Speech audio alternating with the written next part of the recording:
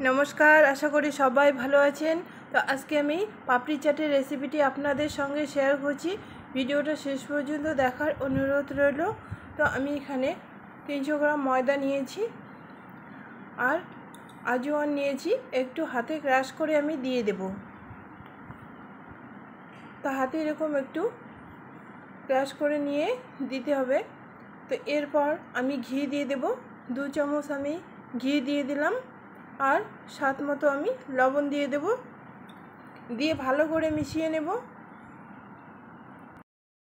এই পাপড়ি চাটের পাপড়িগুলোকে খাস্তা টাইপের আর মুসমুসে করার জন্যই কিন্তু আমি 2 চামচ ঘি দিয়ে দিলাম।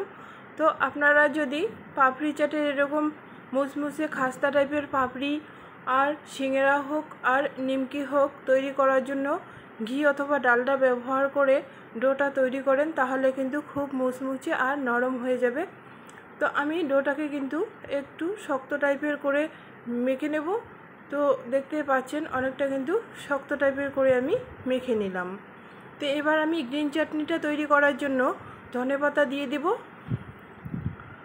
আর এক টুকরো আদা আর কয়েকটা কাঁচা লঙ্কা আমি দিয়ে দেব, আর আমি এখানে বিট লবণ দিয়ে দেব, আর আমি তেঁতুল গুলিয়ে রেখেছি সেটার থেকে অল্প পরিমাণে জল আমি দিয়ে দেব।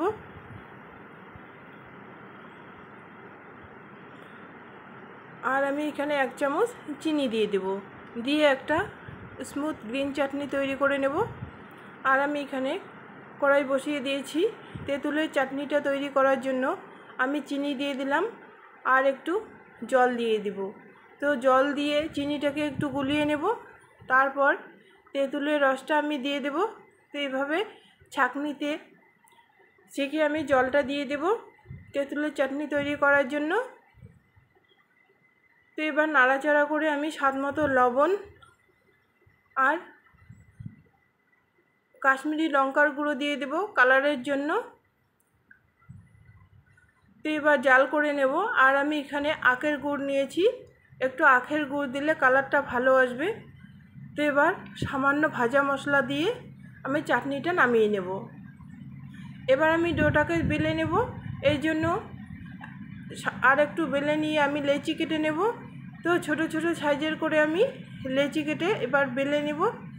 তো এভাবে ছোট সাইজের লেচি কেটে গোল মতো শেপ দিয়ে একটু শুকনো ময়দা দিয়ে আমি বেলে নেব।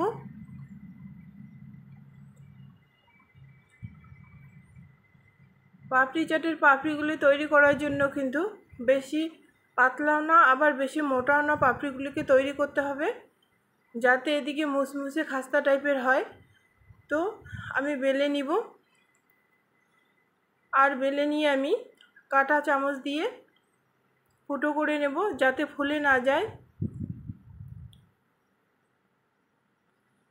তো আমি মিডিয়াম মতো করে বেলে নেব।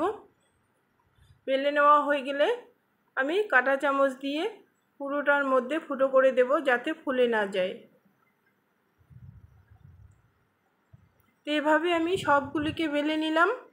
তো বেশি মোটাও করিনি আবার বেশি পাতলাও করিনি, এরকম সবগুলিকে আমি ফুটো করে বেলে নিলাম। এবার মিডিয়াম ফ্লেমে আমি ভেজে নেব। তো তেলটাকে আমি মিডিয়াম গরম করে নিয়েছি আর আমি লেচিগুলি দিয়ে দেব আর মিডিয়াম ফ্লেমেই আমি রাখবো। এখানে 15 মিনিট পর আমি উল্টে দেব। তো 15 মিনিটে কিন্তু লো ফ্লেমে একদিকে হয়ে গেছে। এবার নাড়াচাড়া করে আর একটু আমি ভেজে নেব, আর সবগুলি লালচে ভাব হয়ে আসলে আমি তুলে নেব। তো এরকম যখন লালচে মতো হয়ে আসবে সবগুলি আমি তুলে নিলাম। আর একটা আমি ভেঙেও দেখাচ্ছি যে কীরকম খাস্তা টাইপের হয়েছে, নরম আর মুচমুচে এরকম খাস্তা টাইপের কিন্তু পাপড়ি চাটের পাপড়িগুলি হয়েছে। তো এভাবেই পাপড়ি চাট তৈরি করলে এভাবেই তৈরি করবেন। এবারে আমি দইটাকে একটা ছাঁকনিতে দিয়ে চামচ দিয়ে এভাবে দিয়ে দেব, তাহলে আর অনেকক্ষণ ধরে দইটাকে ফেটিয়ে নিতে হবে না। তো এভাবে ছাঁকনিতে একবারেই কিন্তু খুব সুন্দর স্মুথ দইটা হয়ে যায়,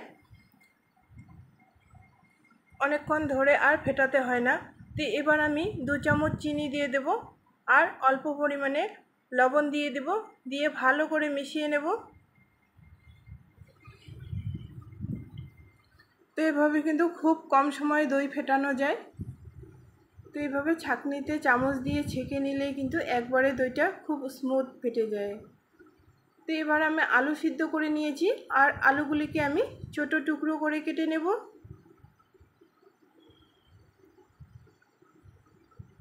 এভাবে আমি ছোট ছোট টুকরো করে সব আলুগুলিকে কেটে নেব। এবার আমি পাপড়ি চাট তৈরি করার জন্য প্রথমে থালাতে পাপড়িগুলি এইভাবে সাজিয়ে দেব।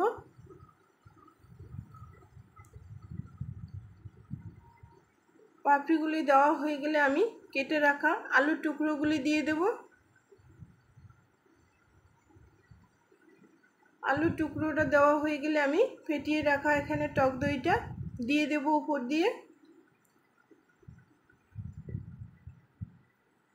এবার টক দইটা হয়ে গেলে আমি এখানে গ্রিন চাটনিটা দিয়ে দেব।